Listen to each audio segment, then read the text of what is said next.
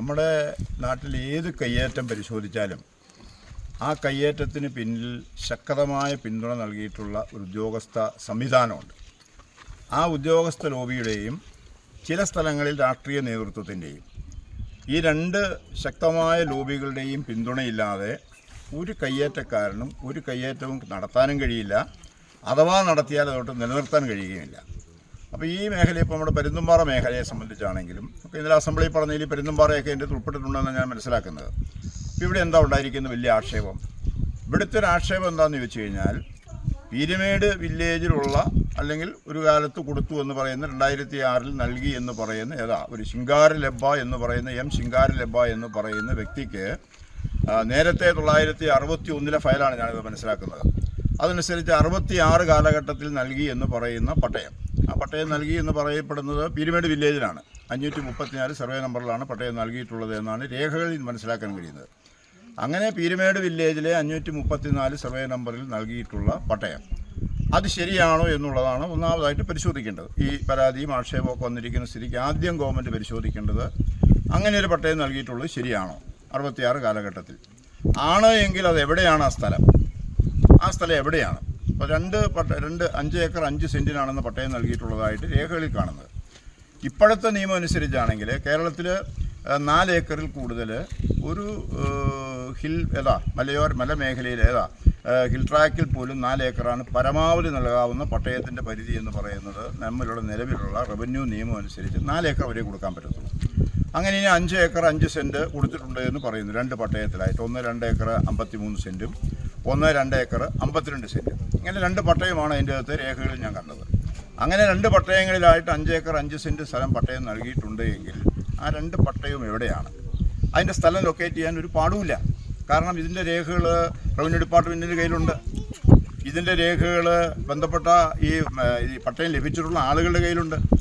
ഇത് രണ്ടും 2 കൂട്ടരുടെയും കയ്യിലുള്ള സ്ഥിതിക്ക് ഈ ബന്ധപ്പെട്ട പട്ടയം ലഭിച്ചു എന്ന് പറയുന്ന ആളുകൾ ആ പട്ടയം സ്ഥലം ഇന്നതാണ് എന്ന് വെച്ചുകൊണ്ട് അവിടെ നിർമ്മാണം നടത്തിയിട്ടുള്ള ആളുകൾ അവരുടെ രേഖകളും സർക്കാരിൻ്റെ കൈവശമുള്ള രേഖകളും കൂടി ഒത്തുനോക്കിയാൽ പ്രശ്നം തീരാവുന്നേ ഉള്ളൂ. ഒരുപാട് കാര്യങ്ങളൊന്നുമില്ല. അപ്പോൾ വളരെ നിസ്സാരമായിട്ട് കാണാവുന്ന കാര്യമാണ് സർക്കാരിൻ്റെ കൈവശമുള്ള രേഖകൾ. അപ്പോൾ അതിനവിടെ BTR ഉണ്ട്, ബേസിക് ടാക്സ് രജിസ്റ്റർ ഉണ്ട്, പിന്നെ നമ്പർ 1 നമ്പർ 2 രജിസ്റ്റർ ഉണ്ട്. അതിപ്പോൾ നിർഭാഗ്യവശാൽ ഇവിടെ അത് കാണുന്നില്ലെന്നാണ് പറയുന്നത്. നമ്മൾ പട്ടയത്തിന് വേണ്ടി അപേക്ഷ നൽകുമ്പോൾ ആ ബന്ധപ്പെട്ട അപേക്ഷകൾ രേഖപ്പെടുത്തേണ്ട രേഖയാണ് നമ്പർ 1 രജിസ്റ്റർ എന്ന് പറയുന്നത്. അത് താലൂക്ക് ഓഫീസിൽ നിർബന്ധമായിട്ടും കാണേണ്ടതാണ്. നമുക്ക് പട്ടയം തരുമ്പോൾ പട്ടയം നൽകുന്നതുമായി ബന്ധപ്പെട്ട അതിൻ്റെ എല്ലാ ഡീറ്റെയിൽസും, അതിൻ്റെ തണ്ടപ്പർ നമ്പർ, സർവേ നമ്പർ, അതിൻ്റെ മറ്റു കാര്യങ്ങൾ എല്ലാം ഡീറ്റെയിൽഡായിട്ട് എഴുതുന്ന രജിസ്റ്ററാണ് നമ്പർ 2 രജിസ്റ്റർ എന്ന് പറയുന്നത്.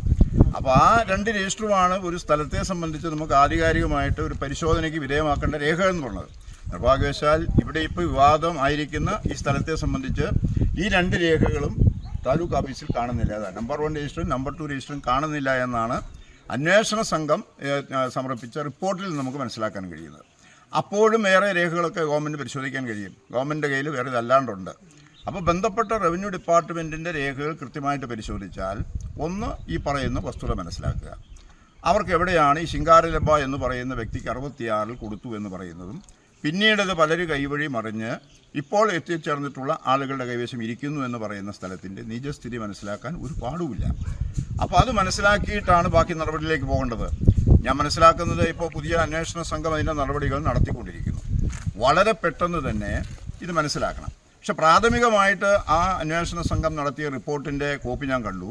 അതിൽ പറഞ്ഞിരിക്കുന്നത് നമുക്ക് മനസ്സിലാക്കുന്നത് എന്താണെന്ന് ചോദിച്ചു കഴിഞ്ഞാൽ, പീരുമേട് വില്ലേജിലെ 534 സർവേ നമ്പർ എന്ന് പറയുന്നത് ആ സർവേ നമ്പറിൽപ്പെട്ട സ്ഥലത്തല്ല അപ്പോൾ നമ്മൾ ഇന്ന് ഈ സംസാരിക്കുന്ന ഈ റിസോർട്ടുകൾ ഉൾപ്പെടെയുള്ള നിർമ്മാണ പ്രവർത്തനങ്ങൾ നടത്തിയിരിക്കുന്നത്. ഇത് മഞ്ചുമല വില്ലേജിലെ 441 എന്ന് പറയുന്ന സർവേ നമ്പറിൽപ്പെട്ട സ്ഥലത്താണ്. ഈ 441 എന്ന് പറയുന്ന സർവേ നമ്പർ സർക്കാർ തരിശ് ഭൂമിയാണ്.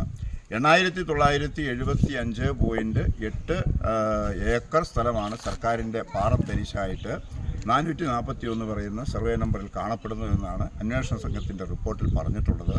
അപ്പോൾ അങ്ങനെ പറയുമ്പോൾ വളരെ കൃത്യമായിട്ട് അവർ പറഞ്ഞിരിക്കുന്നതാണ്. അത് വളരെ ഗൗരവമുള്ള കാര്യമാണ്. ഒരു സ്ഥലത്ത് പട്ടയം, പീരുമേട് വില്ലേജിൽ പട്ടയം, പണിതിരിക്കുന്നത് മഞ്ചുമല വില്ലേജിൽ. ഇതാണ് അന്വേഷണ സംഘത്തിൻ്റെ കണ്ടെത്തൽ വന്നിരിക്കുന്നത്. അപ്പോൾ അത് വളരെ ഗുരുതരമായ, അതാണ് സത്യമെങ്കിൽ അത് വളരെ ഗുരുതരമായ കുഴപ്പമാണ്. അപ്പോൾ അതാണോ സത്യം എന്നുള്ളതിൻ്റെ കൂടുതൽ അന്വേഷണമാണ് നടന്നുകൊണ്ടിരിക്കുന്നത്. അപ്പോൾ ഇവിടെ ഇപ്പോൾ വിജയൻ ചോദിച്ചതുപോലെ ഇതിൻ്റെ അകത്ത് ഏറ്റവും പ്രധാനപ്പെട്ട പ്രശ്നം എന്താണെന്ന് ചോദിച്ചു കഴിഞ്ഞാൽ ഇതൊന്നും ബന്ധപ്പെട്ട ഉദ്യോഗസ്ഥന്മാർ അറിയാണ്ടല്ല നടന്നിരിക്കുന്നത്. അവർക്കറിയാം കൃത്യമായിട്ട് ഈ ഭൂമി ഈ നിർമ്മാണം നടത്തിയിരിക്കുന്ന ഭൂമി പീരുമേട് വില്ലേജാണോ, ഇത് 534 പെട്ടതാണോ, അതോ മഞ്ചുമല വില്ലേജാണോ, അതിൽ 441 പെട്ടതാണോ, 859 പെട്ടതാണോ, അല്ലെങ്കിൽ 174 പെട്ടതാണോ, ഫോറസ്റ്റിൻ്റെ കൂടി ഭൂമി ഇവിടെ ഇതുമായി ബന്ധപ്പെട്ടുണ്ടെന്നാണ് പറയുന്നത്, പ്ലാന്റേഷൻ്റെ ഉണ്ടെന്നാണ് പറയുന്നത്. അപ്പോൾ ഇതെല്ലാം വളരെ കൃത്യമായിട്ട് മനസ്സിലാക്കുന്നതിന് പ്രയാസമില്ല. ഇതിനൊരു ആത്മാർത്ഥത വേണമെന്നേ ഉള്ളൂ. റവന്യൂ മന്ത്രി അസംബ്ലിയിൽ പറയുന്നത് ആത്മാർത്ഥതയോട് കൂടിയാണ് എങ്കിൽ ഇതിനൊരുപാട് കാലതാമസമൊന്നും വരുത്തേണ്ട കാര്യമില്ല. സത്യസന്ധമായിട്ടാണ് ചെയ്തിട്ടുള്ളതെങ്കിൽ നമുക്ക് ആരെയും ഉപദ്രവിക്കാൻ താല്പര്യമില്ല. ഇതൊരു വളരെ പ്രധാനപ്പെട്ട ടൂറിസവുമായി ബന്ധപ്പെട്ട സ്ഥലമാണ്. അതിൻ്റെ ഒരു പ്രയോജനം നാട്ടുകാർക്ക് ലഭിക്കുന്ന സ്ഥലമാണ്.